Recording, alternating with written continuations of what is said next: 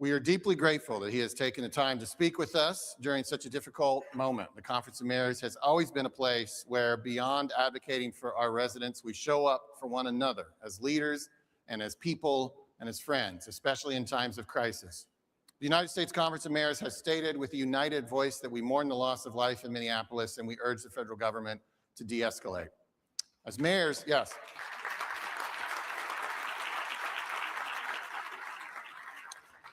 As mayors, we understand that the safety and freedom of our residents are not partisan concerns. We commend Mayor Frey for his leadership, along with local leaders and law enforcement who have been navigating this uncharted territory with courage. Please give a warm welcome to Minneapolis Mayor Jacob Frey.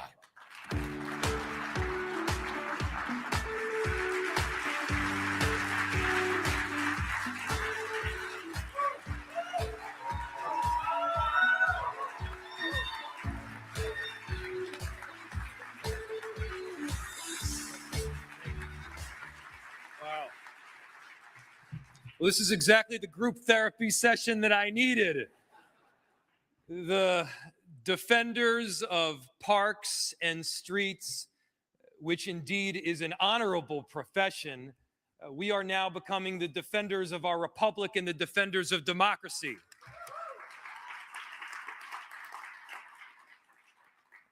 And it is heartwarming to be here with all of you because, you know, I see your name on amicus briefs.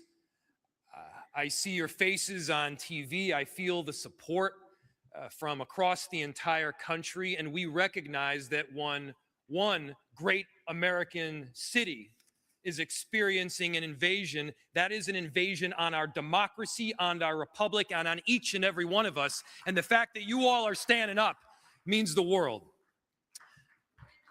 Thank you.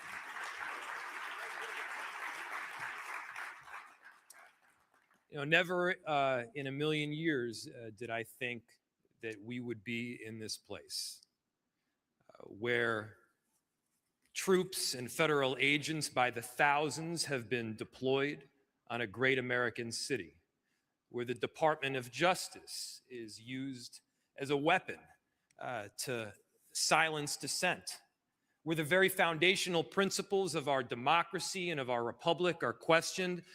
You know, I didn't take this job to get into the business of defending democracy. I did it because being a mayor has always been my dream job. There's great honor in filling potholes.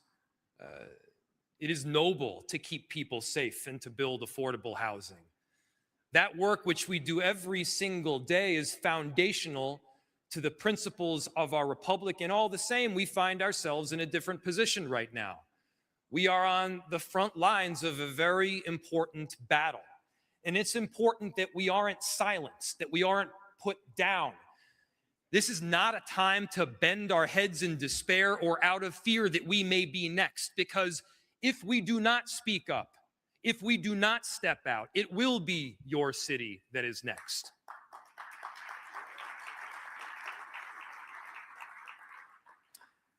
For those of you that have been watching the news and what's happened in Minneapolis, I'll tell you, it is that bad. People's constitutional rights have been trampled. Thousands of federal agents have descended on a city that has 600 police officers. 600 police officers and somewhere between 3,000 and 4,000 federal agents, ICE, and Border Patrol. People have been indiscriminately pulled off the street. Discrimination takes place only on the basis of, are you Somali, are you Latino, or are you Southeast Asian? And then American citizens have been yanked away from their homes after that solely because they look like they are from Mexico or Ecuador or Somalia. That's not how we operate in America. In America, we have these foundational principles of law. We abide by our Constitution. The rule of law is not just something that you say, but it is something that we practice each and every day. And as mayors, we know that. As mayors, we operate in the reality business.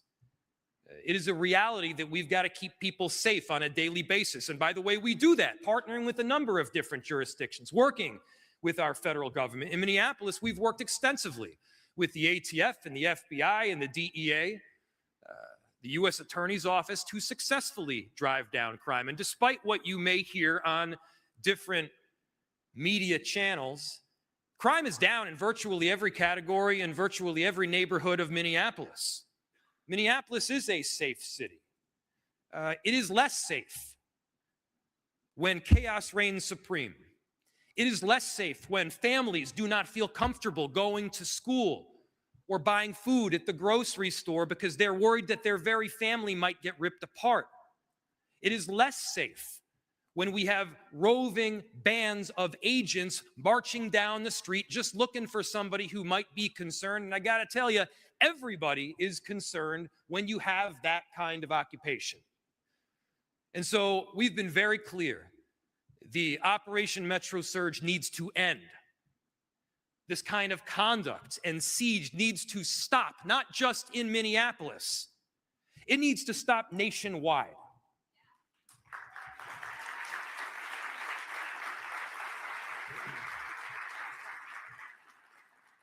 What's become clear to me is this is obviously not about safety. This is not even about immigration. This is about silencing a narrative or a political position that differs from that of a federal administration. We've seen this kind of conduct in other countries. We cannot see it right here in America.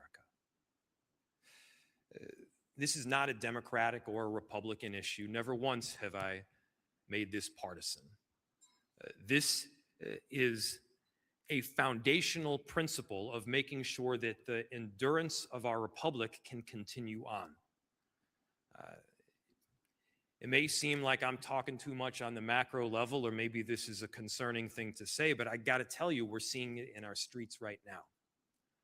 And it is up to each and every one of us to partner together, to work together, to protect those ideals that we hold firm.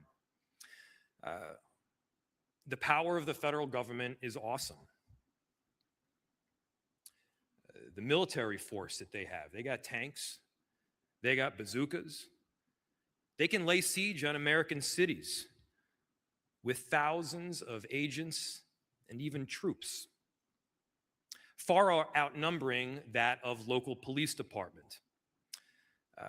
In Minneapolis, we've heard them say that they will end this siege when we hand over voter rolls. We've seen them attack and invade not just with this occupation, but also with the Department of Justice being used as a weapon. They're investigating me and several other local elected officials, not because we've done something wrong, but because we have exhibited one of the core responsibilities that both I and you have as mayors. And that is the core and foundational responsibility to speak on behalf of your constituents.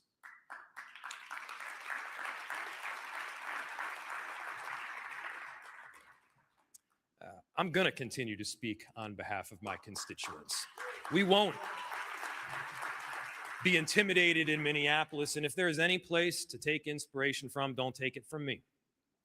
Take it from the 435,000 Minneapolis residents that call our great city home and the many more that come and go. Take it from the tens of thousands of people that have stood up and peacefully protested to say we love our neighbor, we care about our collective family, and we're going to do everything possible to keep them safe. Take inspiration from the people that are dropping their neighbors off to the grocery store or standing guard outside a daycare to make sure that their families don't get ripped apart. Take it from the countless people that are exhibiting this foundational love of both city and, importantly, country. This is an opportunity to be a patriot, to stand up for the kinds of liberties and freedoms that we all hold dear. As a nation of immigrants, it should not matter where you are from. We rise based on our own merit. We fall based on our own flaws. Whole communities are not held accountable for the actions of a few. In America, we've got that kind of due process. We got to stand by that due process where you actually have rights. Those rights are exhibited in the form of a court system. And the battlefield that we need to be operating on is that court system right now. Look, in cities, we have laws that we abide by. We have work that we need to do. And the reality is you can't exercise the extraordinary power that the federal government has to force nationwide outcomes on localized issues, leaving our own citizens as collateral damage in a hostile negotiation. By their own words, what we've seen this administration push for is this whole concept that might makes right. That might makes right. Stephen Miller has pushed for this concept, calling it the iron law of the world. That might makes right.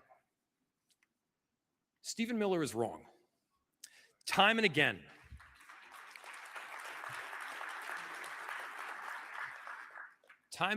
America has rejected the law of the jungle. Time and again, America has rejected this notion that might makes right. That notion and that belief that we are of something greater than simply force has allowed our country to rise in international influence and allowed great cities to be laboratories of democracy. We must reject the notion that might makes right again and again. We must understand that it is not the clash of iron that furthers the notions of democracy, but it is the intense battle of ideas. Might does not make right. In cities, we all recognize that ideas make right. And so, from Portland, Maine, to Portland Avenue in Minneapolis, to Portland, Oregon, mayors, we do not back down to bullies. We stand up for democracy. We understand that the common ideals that we hold are essential to the endurance of our great republic. This may not have been a battle that we signed up for. Each and every one of us entered public service for a different reason. Some of us entered to keep our cities safe. Some of us entered because we love to build affordable housing. Some of us entered because we care about climate. But now is also a moment where we all got to stand together. You have this unique relationship with the American electorate. This is more important than being a Democrat or a Republican. This has to do with our day-to-day lives, who we are as a people, who we are as a democracy, and who we can be as American citizens. Mayors have that important role. I know that you will carry it out, and I cannot be prouder to be part of this tremendous team. And so, on behalf of all of these incredible Minneapolis residents that are going through a very difficult time right now, to say the least, thank you. On behalf of the next city and the city after that that may experience this kind of invasion, thank you. We got to hold rock solid. We cannot back down. Our cities, our mayors are what will hold this democracy together. Thank you so much.